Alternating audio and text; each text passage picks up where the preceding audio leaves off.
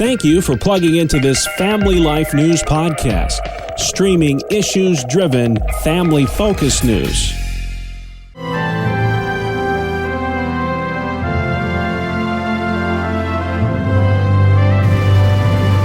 This is Faith Under Fire. Each Thursday on Family Life, we give voice to religious battlegrounds in this nation.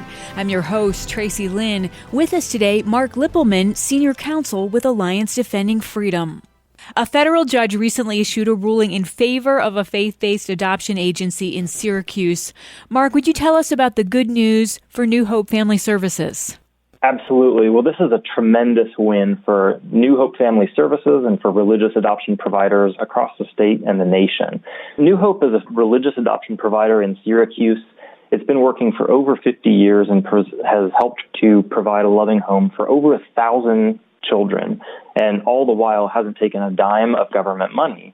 But several years ago, the state of New York tried to shut them down because of their religious conviction to spend their time and resources placing kids in homes with a married mother and father and then referring others to other adoption providers across the state for any other case. But late last week, the federal district court in New York held that the New York's attempt to shut New Hope down violated the Constitution, that it couldn't do so, and it couldn't enforce its new regulations in a way that would infringe religious adoption providers' faith-based beliefs. Yeah, and really the state was up in arms because they felt like New Hope was discriminating against same-sex couples. Is that right? Well, New Hope has a religious conviction shared by many people of many different faiths, and even no faiths at all, that the best interests of the children are served to the greatest degree when they can be placed in a home with a mother and a father, and not only a mother and a father, but those who are committed to each other for life and who will provide a stable home.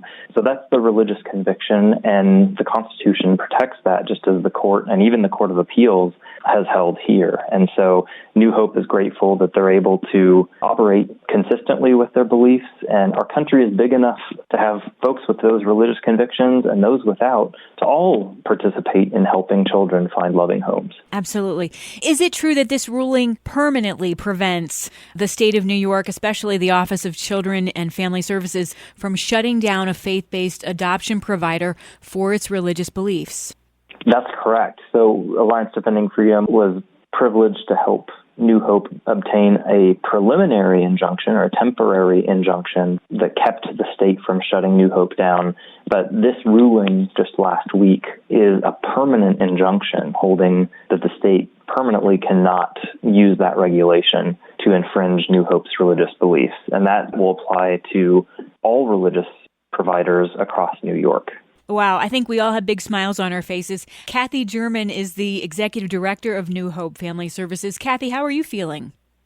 We were absolutely overjoyed last week when we got that news. It's a victory for babies and families. And thanks to that ruling, babies, adoptive families, and birth parents will continue to benefit from the life-changing work that New Hope does. So we're just overjoyed. We are so grateful. Excellent. And Mark, you alluded to this, but how does last week's federal court decision impact children and other faith-based agencies in the state of New York?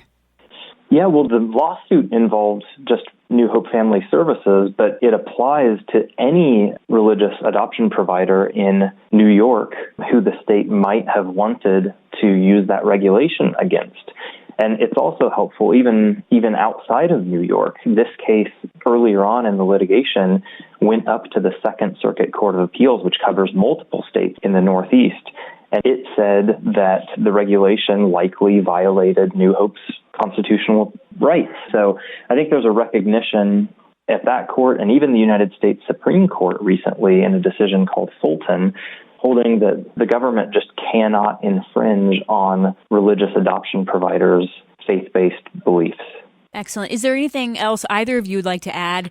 Yeah, we're just thrilled, again, with the court ruling, and it allows us to continue serving the community so that more babies find permanent homes, more adoptive parents welcome a new child, and more birth parents enjoy the exceptional support that New Hope has offered. We just believe that it's important.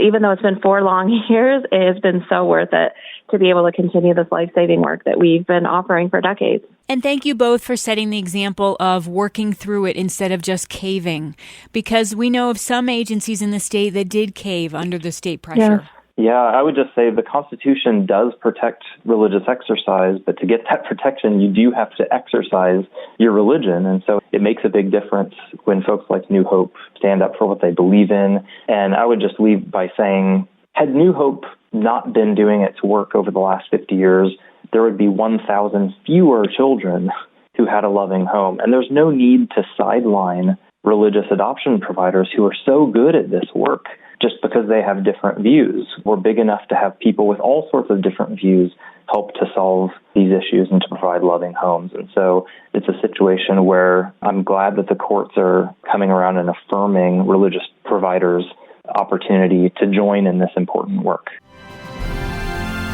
That's Mark Lippelmann and Kathy German. I'm Tracy Lynn, Family Life News.